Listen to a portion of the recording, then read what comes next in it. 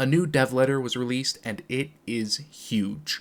While it's not a planet-side roadmap, it does spell out some of the things the dev team wants to focus on and fix, and if they follow through with all of it, I predict 2024 will be the year planet-side either comes back or dies out completely.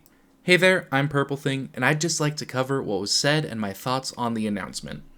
Starting with the meat and potatoes of the letter, we will no longer be able to use the Sunderer, at least not like before.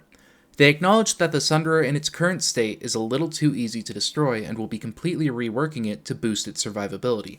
For anyone who is watching this after the update is released, currently the Sunderer loadouts look like this. You can choose a utility, which is either usually used for fire suppression or gate shield diffuser, but you can also choose the smoke screen if you want to. For the defense slot, you can choose between stealth, which at max rank makes it so you don't show up on enemy minimaps, as well as providing a cloaking field, which makes it the most expensive defensive option, deployment shield, or blockade armor, which increases the health of the Sunderer and increases its resistance to C4.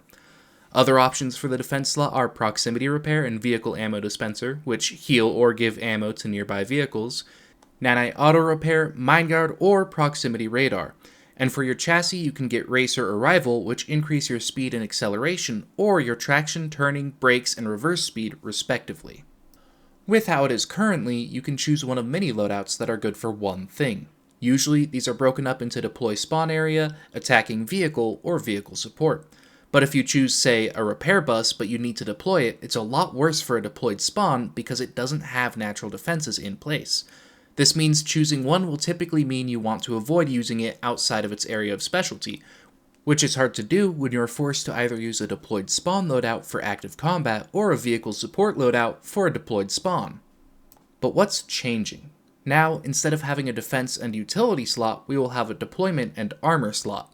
In the deployment slot, we will get an option between deploy shield, stealth module, or point defense. The deployment shield will now create a bubble around it as the shield instead of just the vehicle getting the shield. While it's not clear on if this is a one-way shield or not, if the devs decide to make it a two-way shield, I feel like enough people will mention that can be a big problem that it might change to a one-way shield. The stealth module will provide a cloaking field much earlier in the cert line, and point defense will improve the weapons on the Sunderer, likely through projectile speed or fire rate, but decrease the effective range of the weapons. The letter also includes worries about balancing the point defense slot and says that if a good balance can't be found between cert cost and the need for guns to be manned, this slot will likely be removed. For the armor slot, we will get to choose between nanite armor, enhanced plating, reactive armor, and shield disruptor.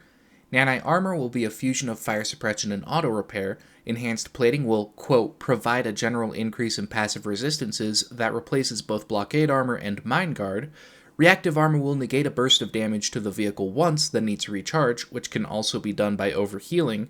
It's important to note that this will be directional, meaning if someone shoots an AP round at you on your left, you can still take one shot on your right before you need to worry about both sides. And the shield disruptor will be a beefed up gate shield diffuser, completely deactivating any shield you drive through temporarily. Not only are the utility and defense slots being replaced by deployment and armor slots, but we will also be getting a cargo slot. This will replace proximity repair and ammo dispenser modules, but will let you place an object on the ground that will have the same effect as one of them, letting you place one and not worry if you need to deploy for any reason. There is a mention of potential exploits and griefing using them, so they will likely be either smaller or somehow hard to drive into. Like I said at the beginning, this can either bring PlanetSide back into the spotlight, or it can potentially ruin the game if done badly.